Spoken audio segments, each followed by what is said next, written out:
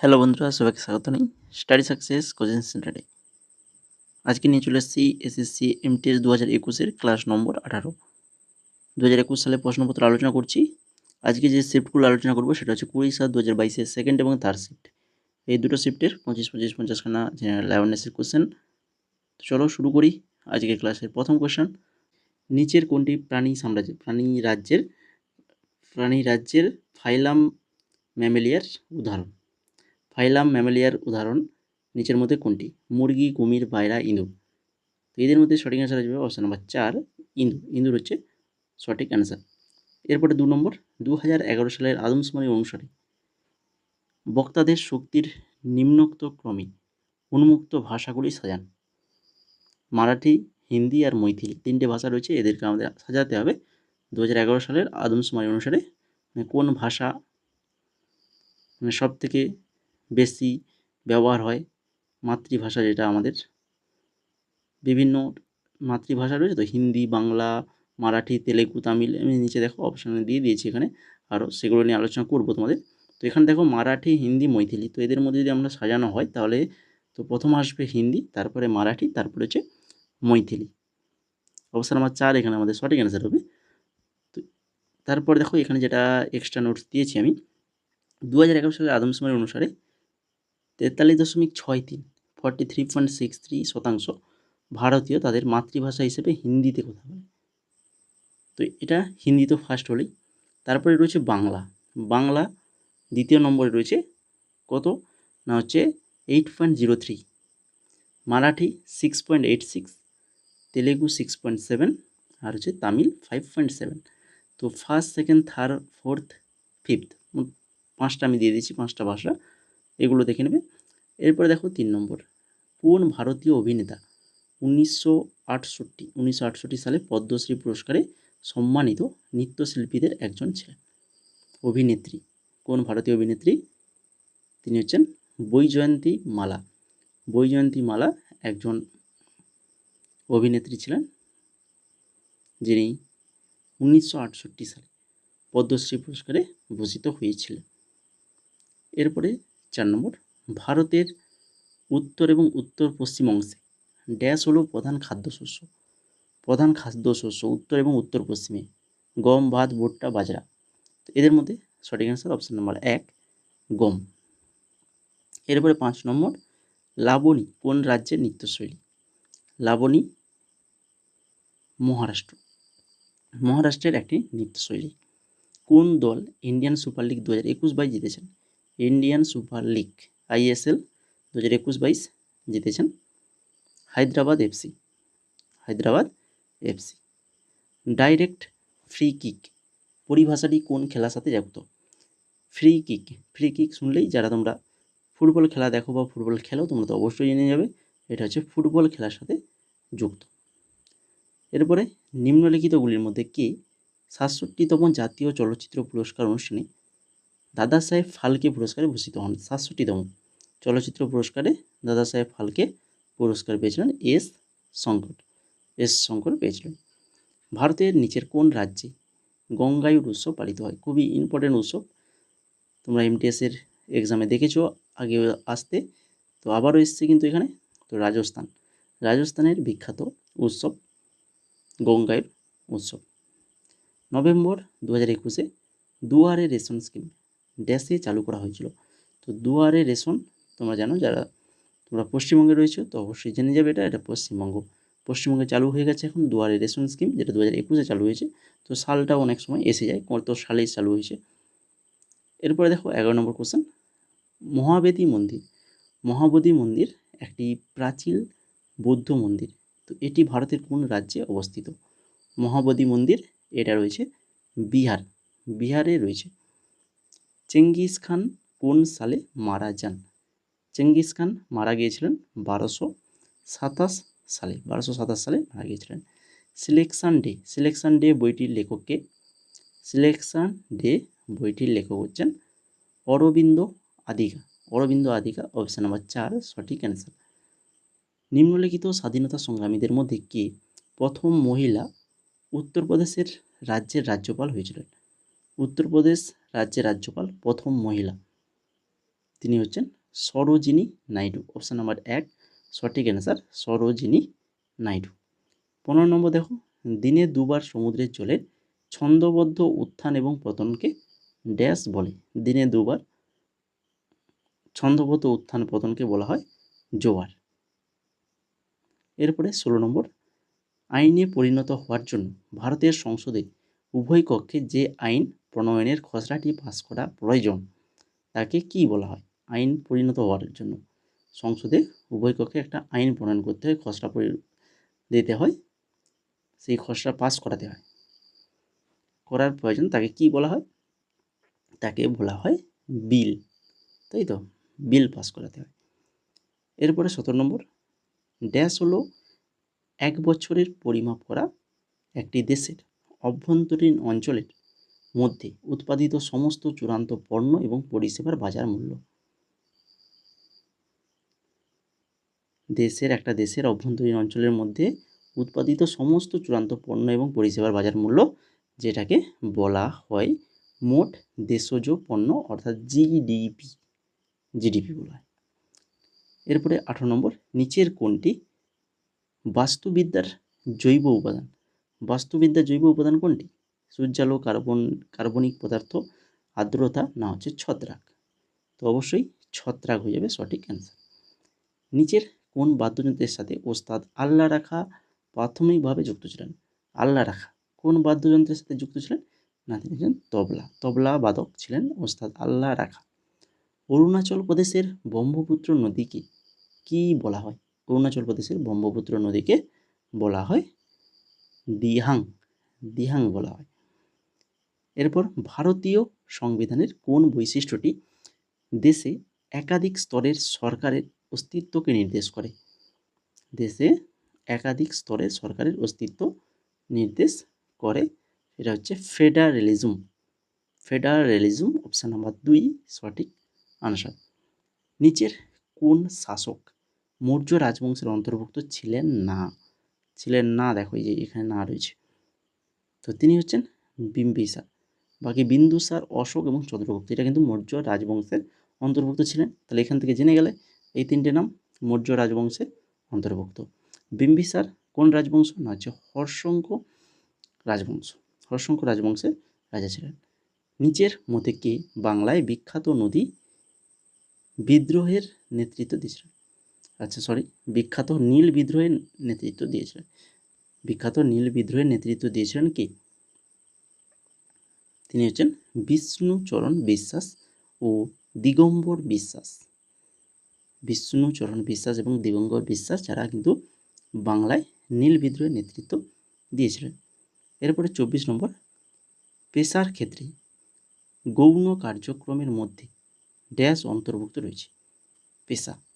পেশার ক্ষেত্রে গৌণ কার্যক্রমের মধ্যে নির্মাণ কাজ অন্তর্ভুক্ত রয়েছে। এরপরে 25 নম্বর, নিচের কোনটি মেটালয়েড পদার্থের উদাহরণ? মেটালয়েড পদার্থের উদাহরণ কোনটি? বোরন হচ্ছে মেটালয়েড পদার্থের উদাহরণ। এরপরে দেখো চলে যাই আমরা 20/7/2022 থার্ড শিফটের 25খানা কোশ্চেন এবার শুরু করব। তো শুরু করার আগেই রেগুলার মতো তোমাদের যারা এখন ক্লাসটাকে লাইক করোনি, তোমাদের মধ্যে যারা এখনও ক্লাসটাকে লাইক করোনি, তো অবশ্যই ক্লাসটা লাইক করে দাও, বন্ধুদের শেয়ার করে দাও। আর চ্যানেল নতুন হয়ে থাকলে তো অবশ্যই চ্যানেলটিকে সাবস্ক্রাইব করে বেল আইকনে ক্লিক করে দাও। এই ধরনের গুরুত্বপূর্ণ ক্লাস কিন্তু আমাদের চ্যানেলে পাবে। এছাড়া আমাদের টেলিগ্রাম চ্যানেল অবশ্যই যুক্ত হয়ে যাও, যেখানে যুক্ত হয়ে গেলে তোমরা আমাদের ক্লাসের পিডিএফ, সেই সঙ্গে রিসেন্ট যে সকল কারেন্ট অ্যাফেয়ার্স, সেই সকল ইম্পর্টেন্ট কারেন্ট অ্যাফেয়ার্স আমাদের এই টেলিগ্রাম চ্যানেলেই পাবে। তো অবশ্যই টেলিগ্রাম চ্যানেলে যুক্ত হয়ে যাও। তো এখন চলো শুরু করি প্রথম কোশ্চেন দেখো, নিচের কোনটি অটোট্রফের উদাহরণ? অটোট্রফের উদাহরণ কোনটি? আছে সেটা সবুজ গাছপালা। অপশান নাম্বার 4 সঠিক অ্যান্সার, সবুজ গাছপালা। নিচের কোন পদটি ক্রিকেটের সাথে যুক্ত নয়? মেডেন ক্রিকেটের সাথে যুক্ত, এলবিডব্লিউ এটাও যুক্ত, ইয়র্কার এটাও যুক্ত, কিন্তু স্ল্যাম ডাঙ্ক যেটা কিন্তু ক্রিকেটের সাথে যুক্ত নয়। নিচের কোন উৎসবটি তেলেগু নববর্ষের সূচনা করে? তেলেগু নববর্ষের সূচনা করে কোনটি?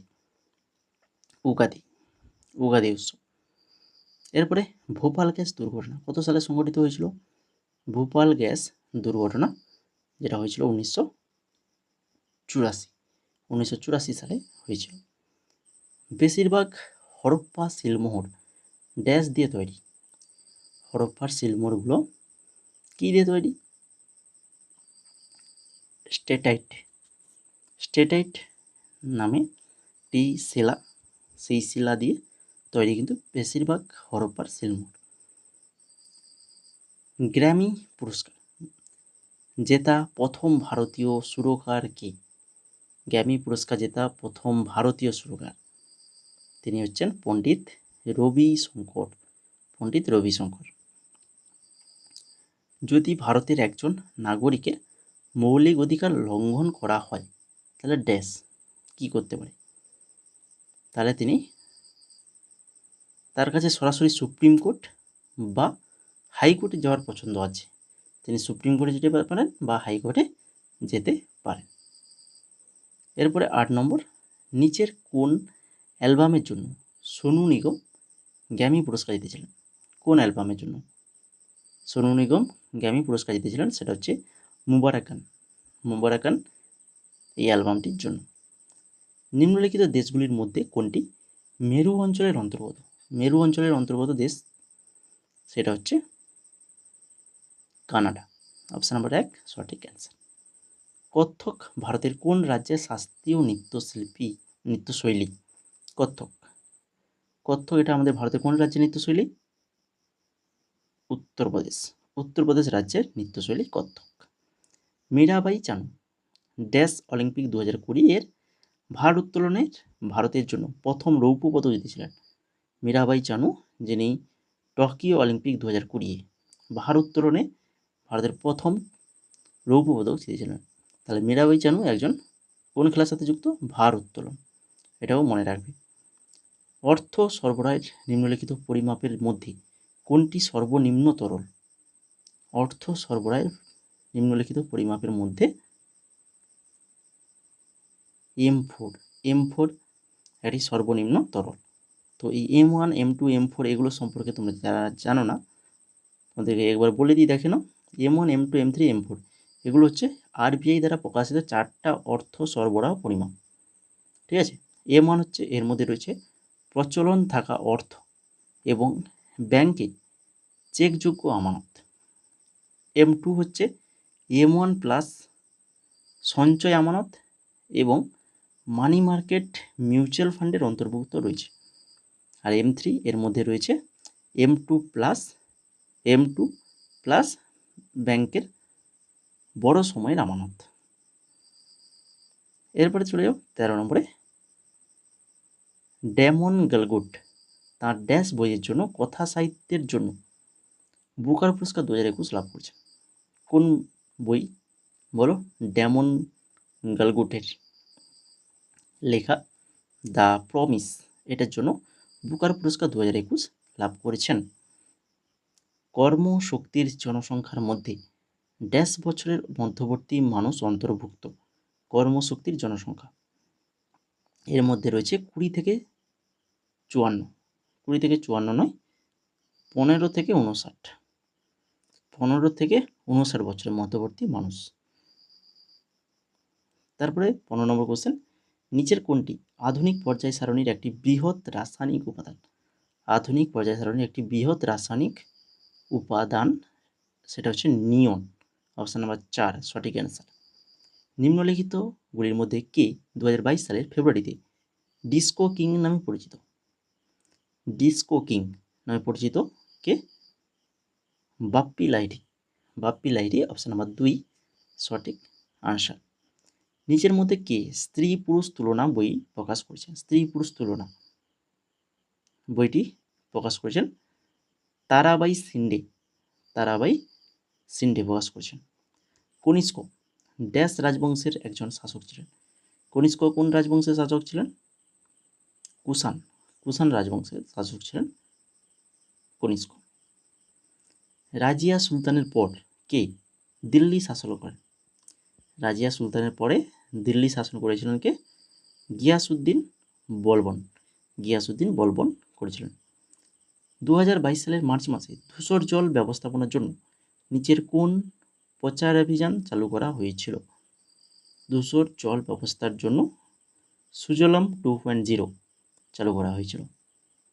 এপ্রিল 2022 অনুসারে ভারতের প্রতিবেশী দেশ চীনের সরকারি ভাষা কি?